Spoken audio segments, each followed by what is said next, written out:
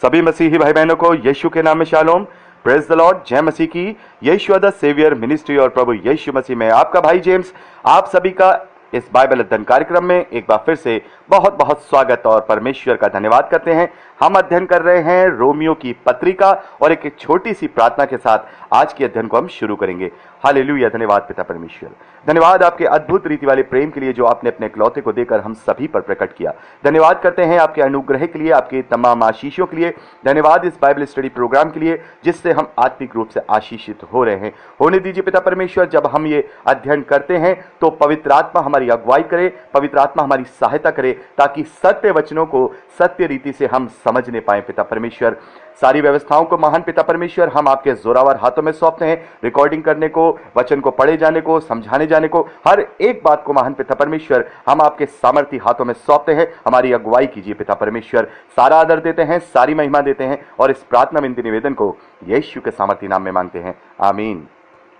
मेरे प्यारे भाई बहनों, अब तक हमने रोमियो की पत्री में 5वां अध्याय कंप्लीट कर लिया और अब समय है कि हम इसके 6ठे अध्याय और उसके पहले वचन से आगे का अध्ययन शुरू करें। तो यहां जब हम 6ठे अध्याय का अध्ययन करते हैं तो ये बहुत ही महत्वपूर्ण अध्याय है जिससे हम ये जान पाते हैं कि अनुग्रह के साथ ही हमें अपने स्वभाव को भी प्रभु यीशु मसीह में बदलना होगा। जैसे अब तक हमने पढ़ा कि सभी मनुष्य ने पाप किया है, कोई भी धर्मी नहीं है और समस्त मानव जाति को परमेश्वर के द्वारा उद्धार की आवश्यकता है। और अद्भुत रीति से परमेश्वर ने अपने इकलौते पुत्र को हमें दिया कि हम विश्वास की व्यवस्था के द्वारा, विश्वास के अनुग्रह के द्वारा अनंत जीवन को पाएं, उस मृत्यु से छुटकारा पाएं जो मृत्यु आदम के द्वारा समस्त मानव जाति में फैल गई थी। एक व्यक्ति के द्वारा, एक मनुष्य के द्वारा मृत्यु आई और एक ही मनुष्य यानी प्रभु यीशु मसीह के द्वारा समस्त मानव जाति में अनंत जीवन जो है मिला है। ये अनुग्रह के द्वारा मिला है, ये सेत में मिला है। ये परमेश्वर का अनुग्रह है कि उसने हमें पापी नहीं ठहराया। तो यहाँ पर 6ठा अध्याय इसी विषय में हमें बताता है, क्योंकि बहुत सारे मसीही विश्वासियों की ये गलत फहमी है कि जब हमने एक बार प्रभु यीशु मसीह को ग्रहण कर लिया तो प्रभु ने हमारे पापों को अपने ऊपर लेकर के बलिदान दे दिया और हमारे सभी पाप क्षमा हो गए। और हम चाहे अब कितनी भी गलतियां करते रहें, चाहे हम कितने भी पाप करते रहें, एक बार हमने जब प्रभु को ग्रहण कर लिया तो अब हमारा उद्धार कभी नहीं खोएगा। तो ये जो अध्याय है 6ठा अध्याय इसी बात को पौलुस से चेताकर हमें बताते हैं कि क्या अब हम पर अनुग्रह बहुत है तो क्या हम पाप करते रहे। तो यहां पौलुस कहते हैं कभी नहीं, कदापि नहीं। तो मैं चाहूंगा कि इस अध्याय को जब हम अध्ययन करते हैं तो बड़े आप इसको इत्मीनान से सुनिएगा, क्योंकि ये अध्याय हमारे लिए बहुत जरूरी है और मैं चाहूंगा आप इसके पहले वचन से लेकर के 14वें वचन तक पढ़ लीजिए। आशा करता हूं आपने इसे पढ़ लिया होगा। प्रभु आपको आशीष दे। तो यहां पर रोमियो की पत्री 6ठा अध्याय और उसके जब हम पहले वचन से पढ़ते हैं तो पौलुस यहां पर लिखते हैं, तो हम क्या कहें, क्या हम पाप करते रहें कि अनुग्रह बहुत हो। तो यहां पौलुस कह रहे हैं, जब 5वें अध्याय तक उन्होंने अपनी पूरी बात वहां रख दी कि अब हम अनुग्रह के द्वारा अनंत जीवन के लिए राज्य करेंगे, तो पौलुस कह रहे हैं कि जब प्रभु यीशु मसीह ने हमें अनुग्रह दे दिया, अपने बलिदान के द्वारा हमारे पापों की क्षमा हमें उसके लहू के द्वारा मिल गई और हमें अनुग्रह बहुत तायत से मिल गया है, तो क्या अब हम पाप करते रहें। पौलुस कह रहे हैं अगर हमारे ऊपर अनुग्रह हो गया है, प्रभु यीशु मसीह को हमने ग्रहण कर लिया है, तो क्या हम पाप करते रहें कि अनुग्रह हम पे बहुत आयत से है। दूसरे वचन में पौलुस कहते हैं कदापि नहीं, कदापि नहीं।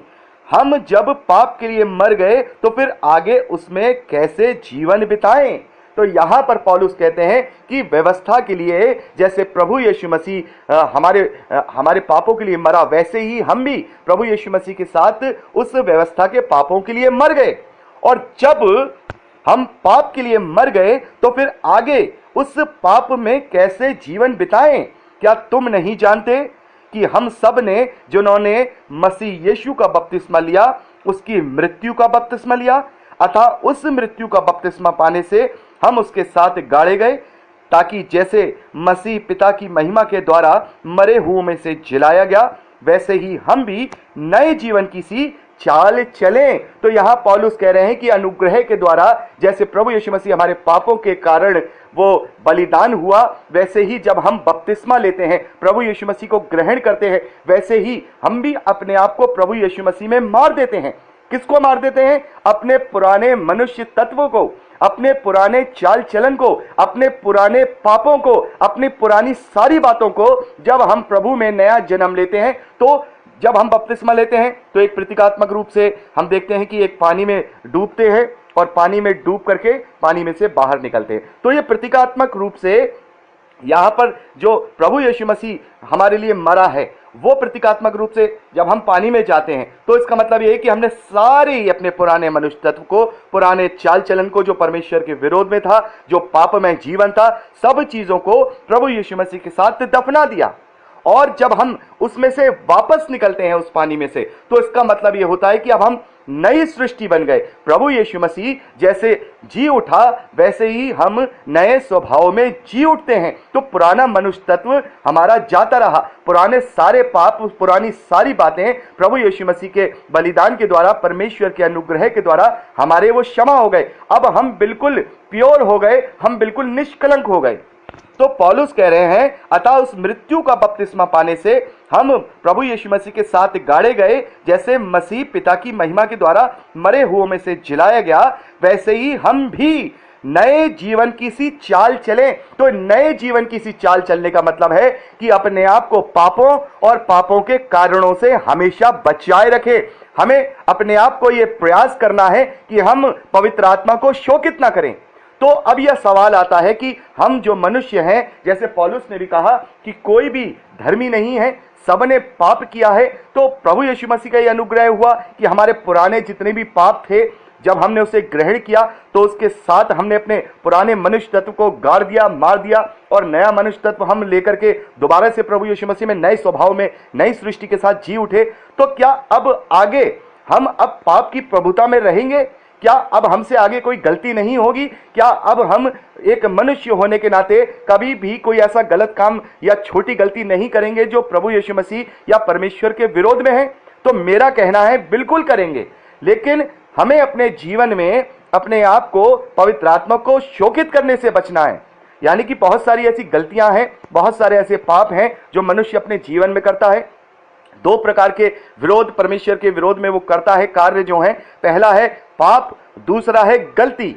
एक गलती होती है जो जाने अनजाने मनुष्य करता है, और एक पाप होता है। और पाप की डेफिनेशन क्या है? पाप की डेफिनेशन यह है कि जो कार्य करने से, जिस कार्य को करने से हमारी देह के द्वारा पवित्र आत्मा शोकित होता है, वो पाप है। और जो गलती है वो जाने अनजाने हमसे, हम चाहते नहीं है फिर भी हमसे हो जाती है, लेकिन उसकी हमें आत्मग्लानि होता है, उसमें हमें पश्चाताप होता है, हम उसके लिए परमेश्वर से क्षमा भी मांगते हैं। तो यदि हमारा जो जीवन है बिल्कुल ही बिना गलती का है, बिना किसी अपराध का है, तो फिर हम प्रभु ने जो हमें प्रार्थना सिखाई है, हे हमारे पिता की, तो उसमें हम कहते हैं ना कि जिस प्रकार से हमने अपने अपराधियों को क्षमा किया, तू भी हमारे अपराधों को क्षमा कर। तो जब हमने प्रभु यीशु मसीह को स्वीकार कर लिया, ग्रहण कर लिया, हमारे जो पाप हैं वो प्रभु यीशु मसीह में धुल गए, तो अब हम कौन से अपराधों की क्षमा मांग रहे हैं परमेश्वर से? ये वही छोटी छोटी लोमड़ियां हैं जो हमारे जीवन में घेरती हैं, हमें घेरती हैं। तो हमें निरंतर अपने आप को जांचना है। मैं ये नहीं कह रहा हूं कि हमें गलतियां करते जाएंगे तो परमेश्वर हमें क्षमा कर देगा, नहीं। एक गलती करेगा, दो गलती करेगा, लेकिन वो अपने आप को, मैं और आप अपने आप को उससे जांचेंगे कि यहां मैं गलत हूं, और कोशिश करेंगे ये गलती हमसे दोबारा ना हो। ये पवित्र आत्मा का जो सहभागिता है, पवित्र आत्मा का जो हमारे लिए मदद है, हमारी जो अगुवाई है, वो यही होती है कि वो हमें निरुत्तर करता है तमाम बातों में कि मैंने ये गलत किया, मैंने ये नहीं करना चाहिए था, मुझे गुस्सा नहीं करना चाहिए था, मुझे किसी के ऊपर ईर्ष्या नहीं करनी चाहिए थी। क्योंकि छोटी छोटी चीज़ें ऐसी हैं जो मनुष्य को, जो छोटी छोटी लोमड़ियों के रूप में दाग की बारी में हमला करती हैं, वो आज भी मसीही विश्वासियों में पाई जाती है। जैसे छोटा मोटा घमंड करना है, गुस्सा करना है, या किसी से ईर्ष्या करना है, ये चीज़ें जो हैं स्वभाव में जो उत्पन्न हो जाती हैं, इसको भी हमें कंट्रोल में करना है। लेकिन ये पाप की श्रेणी में नहीं आते, लेकिन इनसे पाप उत्पन्न होता है। यानी अगर आप ईर्ष्या करते जाओगे, ईर्ष्या करते जाओगे, ईर्ष्या करते जाओगे, तो क्या होगा? एक दिन आपके अंदर पाप उत्पन्न होगा और आप पवित्र आत्मा को शोकित करोगे, ऐसा कार्य करोगे कि उसको धोखा दोगे, उसके साथ गलत कार्य करोगे। तो ये छोटे छोटे जो गलतियां हैं, ये जब इनको हम रोकते नहीं हैं तो ये बड़ी गलती यानी बड़े पाप का कारण बनती है, जिससे कि हम पवित्र आत्मा को शोकित करते हैं। तो यदि हमें बहुत गुस्सा आता है तो कहीं ना कहीं ये गुस्सा हम उस हद तक भी ले जा सकते हैं कि हम किसी की हत्या कर दें। तो ये गुस्सा करना जो है पाप की श्रेणी नहीं है, गलती है। लेकिन ये गुस्सा अगर हम बार बार करते रहेंगे, अपने ऊपर कंट्रोल नहीं करेंगे, पवित्र आत्मा की सहायता नहीं मांगेंगे, तो ये जो गलती है, ये जो हमारे जीवन में छोटी लोमड़ी है, ये बड़ा रूप लेके पाप का कारण बनेगी और हमें पाप में फंसा देगी। तो यहां पर जो छोटी छोटी गलतियां हैं, उन्हें हमें, जो मसीही विश्वासी हैं, उन्हें उन पर कंट्रोल करना होगा। और ये पवित्र आत्मा की सहायता से होता है।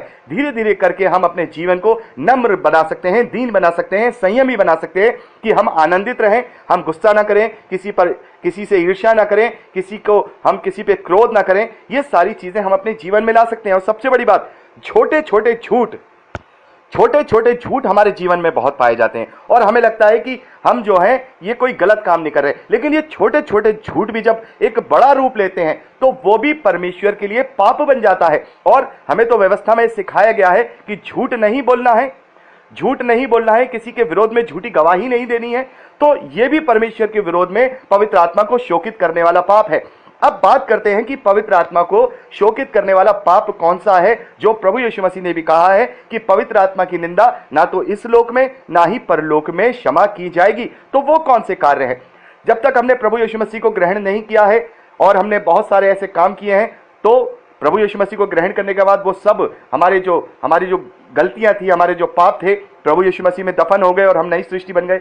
लेकिन एक बार जब हमने प्रभु यीशु मसीह को अपना उद्धारकर्ता करके मान लिया और हमने उसकी मृत्यु का बपतिस्मा ले लिया और उसके साथ ही हम जी उठे नई सृष्टि में, तो हम उन कार्यों को नहीं करेंगे जो कि पवित्र आत्मा को शोकित करते हैं। वो कौन से कार्य हैं, वो मैं आपको बताना चाहता हूं। जैसे कि व्यभिचार है, जैसे कि हत्या है, जैसे किसी को धोखा देना है, चोरी करना है, जैसे किसी के विरोध में झूठी गवाही देना है। ये सारी चीजें हम इस देह के द्वारा जब करते हैं तो हम पवित्र आत्मा को शोकित करते हैं, यानी हम पवित्र आत्मा की निंदा करते हैं। क्यों? क्योंकि हमने मसीह को ग्रहण कर लिया और मसीह को ग्रहण करने के द्वारा ही हम पर पवित्र आत्मा का छाप हो गया। पवित्र आत्मा अब हमारे साथ है। और पौलुस भी कहते हैं कि क्या तुम नहीं जानते कि तुम पवित्र आत्मा का मंदिर हो? तो यदि हम इस देह के अंदर पवित्र आत्मा को चाहते हैं, यदि इस देह को हम पवित्र आत्मा का मंदिर बनाना चाहते हैं, तो फिर हम इस देह के द्वारा उस पवित्र आत्मा को शोकित नहीं कर सकते। यदि हम व्यभिचार करते हैं तो इस देह के द्वारा हम पवित्र आत्मा को शोकित कर रहे हैं, क्योंकि हम पवित्र आत्मा का मंदिर हैं। तो यदि हम व्यभिचार कर रहे हैं तो हम अपने विरोध में तो कार्य कर रहे हैं, देह के विरोध में तो कार्य कर रहे हैं, लेकिन इस देह के द्वारा पवित्र आत्मा को भी शोकित कर रहे हैं। यदि हम चोरी कर रहे हैं तो हम पवित्र आत्मा को शोकित कर रहे हैं। यदि हम किसी की हत्या कर रहे हैं तो पवित्र आत्मा को शोकित कर रहे हैं। यदि हम किसी को धोखा देके किसी का माल हड़प ले रहे हैं, किसी का हक मार ले रहे हैं, तो भी पवित्र आत्मा को हम शोकित कर रहे हैं। यदि हम किसी के विरोध में झूठी गवाही देकर किसी को झूठे केस में फंसाकर उसे सजा दिलवा दे रहे हैं, वो भी हम पवित्र आत्मा के विरोध में पवित्र आत्मा को हम शोकित कर रहे हैं। तो जितने भी चीजें ऐसी हैं जो हमें अपने आप के लिए पसंद नहीं है और हम नहीं चाहेंगे कि कभी वो चीजें हमारे साथ हों, वो यदि हम दूसरों के लिए करेंगे तो वो पाप की श्रेणी में आती हैं। वो पवित्र आत्मा को शोकित करना है, वो पवित्र आत्मा की निंदा है। तो यहां पर पौलुस यही समझा रहे हैं कि यदि हम अब एक बार उसकी मृत्यु का बपतिस्मा पाने के साथ अपने आप को नई सृष्टि बना चुके हैं, उसके साथ हम जी उठे हैं, तो फिर हम नए जीवन की सी चाल चलें। तो मैंने आपको बता दिया, छोटी छोटी गलतियों पर कंट्रोल करें। पाप तो हमें करने ही नहीं है, पाप के लिए तो हमारे लिए कोई आज्ञा ही नहीं है कि हम क्या बार बार अब प्रभु यीशु मसीह को क्रूस पर चढ़ाएंगे। वो एक बार हमारे लिए क्रूस पर चढ़ा और एक बारी हमारे सारे पापों की क्षमा हुई और हम नई सृष्टि बन गए। तो अगर हम यदि व्यभिचार करेंगे या हम आत्मा को दुखित करेंगे, शोकित करेंगे, हम आत्मा की निंदा करेंगे, तो फिर क्या प्रभु यीशु मसीह बार बार हमारे लिए जो है क्रूसीफाई होंगे? नहीं, एक बार वो क्रूस पे चढ़ा है, एक बार हमारे पापों की क्षमा हुई है और उसी के द्वारा हमें अब नए जीवन की सी चाल चलनी है। तो अपने आप को जांचना होगा, हर दम वचन के द्वारा अपने आप को जांचना होगा। 24 घंटे जो हम कार्य करते हैं, पिछले 24 घंटे में हमने जो कार्य किए उन्हें हमें याद करना होगा कि कहां हमने क्या क्या गलती की, क्योंकि ये छोटी छोटी गलतियां एक दिन बड़ा भयानक रूप लेती हैं, जिससे हम पाप और पाप के कारण में फंसते हैं और पवित्र आत्मा को शोकित करते हैं और प्रभु यीशु मसीह के उस बलिदान को भी व्यर्थ ठहरा देते हैं, क्योंकि उसने हमें सेंत मेत में उस अनुग्रह के साथ उन सारी चीजों से छुड़ा लिया